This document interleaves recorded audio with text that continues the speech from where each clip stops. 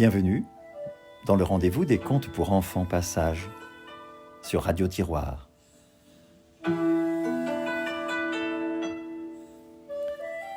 Nous sommes au Japon, à la rencontre des plus anciens contes du pays du soleil levant. Aujourd'hui, nous rencontrons Izanagi et Izanami. Oui, au commencement du monde était le brouillard du néant. Et au-dessus de lui, le pont flottant du ciel. Sur ce pont apparurent un jour deux vivants célestes, Izanagi et Izanami, sa sœur jumelle. Izanagi et Izanami vivaient dans le ciel. Izanagi se pencha sur le brouillard opaque. Il plongea sa lance dans la grisaille et doucement la remua. Alors, du néant sortit ce bruit. Kovoro, kovoro, kovoro. Izanagi retira son arme. À sa pointe était une goutte de cristal. Cette goutte s'allongea, tomba, mais ne se perdit point.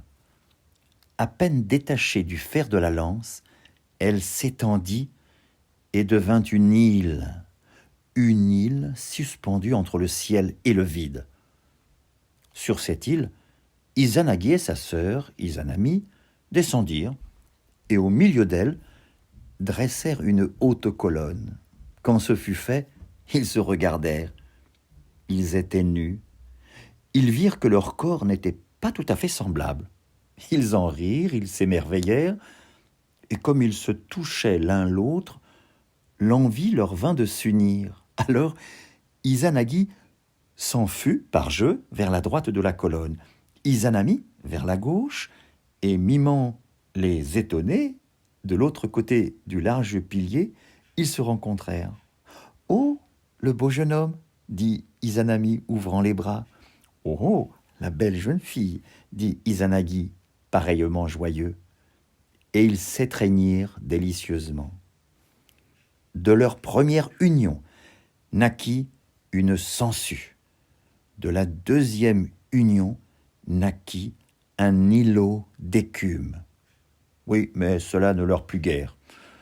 Peut-être, se dirent-ils, n'avons-nous pas agi comme nous aurions dû ? À nouveau, Izanagi s'enfuit vers la droite de la colonne, Izanami vers la gauche, et quand ils se rencontrèrent, ils jouèrent encore les promeneurs surpris, mais ce fut cette fois le frère qui le premier parla. « Oh, oh, la belle jeune fille !» dit-il tout rieur. « Oh, le beau jeune homme !» répondit sa sœur. Et à nouveau, ils s'enlacèrent. De leur troisième union naquirent les 8 îles du Japon, la mer, les continents, les saisons, les arbres, les montagnes, et enfin l'esprit du feu. Mais, comme ce dernier enfant, l'esprit du feu, sortait du ventre d'Izanami, sa mère, dans sa fougue ravageuse, il la brûla cruellement. Izanami se coucha, vomit en foule alors des oiseaux, des bêtes terrestres, et elle mourut. Son frère Izanagi, devant son cadavre, tomba à genoux. Il pleura sur elle 7 jours entiers, le visage dans ses mains, puis il l'ensevelit.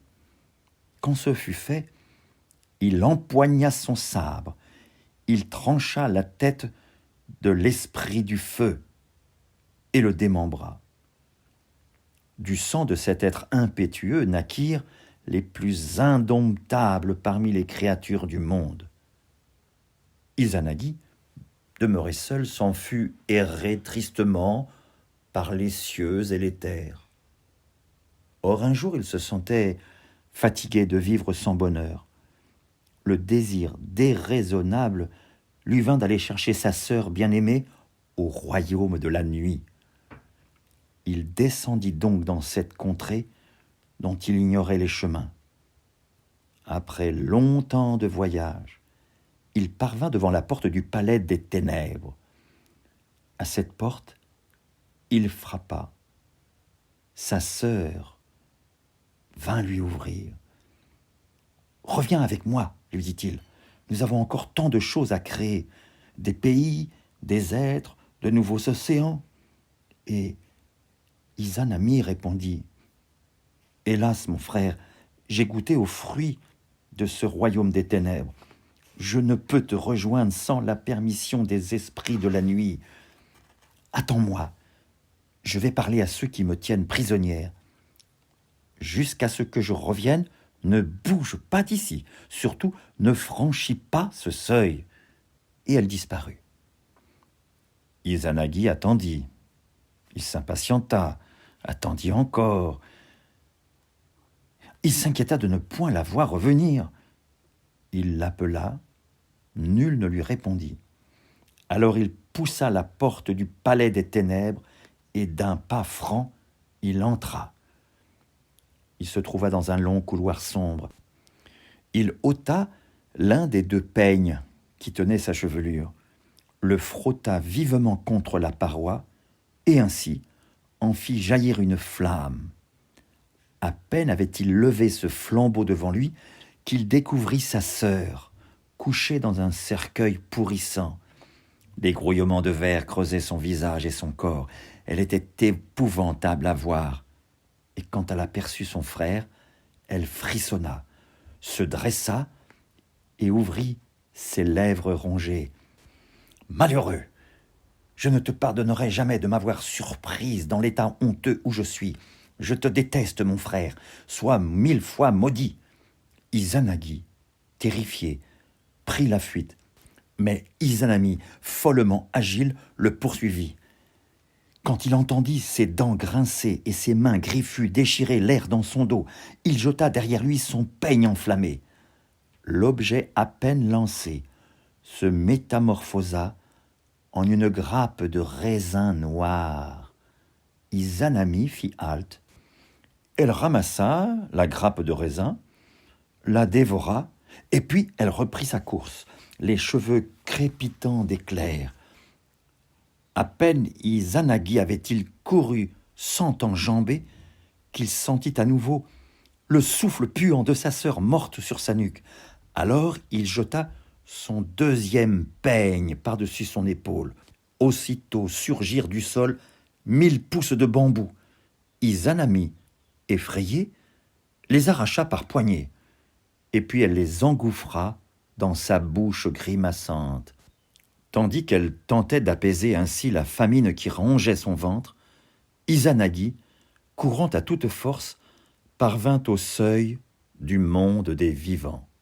Oh, c'était un étroit passage, entre deux rocs où poussait un pêcher miraculeux. À bout de souffle, il se laissa tomber à l'ombre de cet arbre et se tourna vers le vaste espace gris qu'il venait de traverser. Alors il vit déferler sur lui l'effroyable nuée des guerriers de la nuit, conduite par sa sœur échevelée. Il lança à ces démons 3 pêches du péché miraculeux. La horde disparut alors en une fumée gémissante qui emplit le ciel. Seule demeura sur la plaine sa sœur Izanami, la morte effrayante qu'il avait tant aimée. Il bondit au-delà du roc, cette frontière qu'elle ne pouvait franchir, et il lui cria « Mère de mes innombrables enfants, plus jamais je ne chercherai à te sauver, je te chasse de mon âme. Désormais, je n'éprouverai pour toi que du dégoût. Je te répudie, ma sœur. Frère, plus cher à mon cœur que tous les fruits du monde, gémit Izanami. Si tu fais cela, je dévorerai chaque jour 1000 de tes semblables. Sœur repoussante, répondit Izanagi, si tu dévores chaque jour 1000 de mes semblables, je ferai enfanter chaque nuit 1000 femmes aussi jeunes et belles que tu l'étais au temps de nos amours.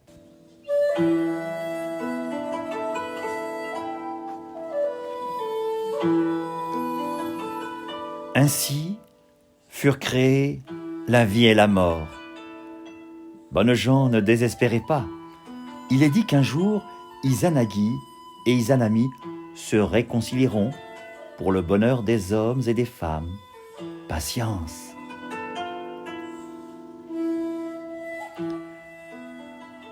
Cette histoire, je l'ai entendue dans mon oreille droite. J'ai reçu un soufflet sur mon oreille gauche et me voilà chez vous à vous la raconter. Voilà, elle est dite. Alors, au revoir et à demain pour une autre histoire sur Radio Tiroir.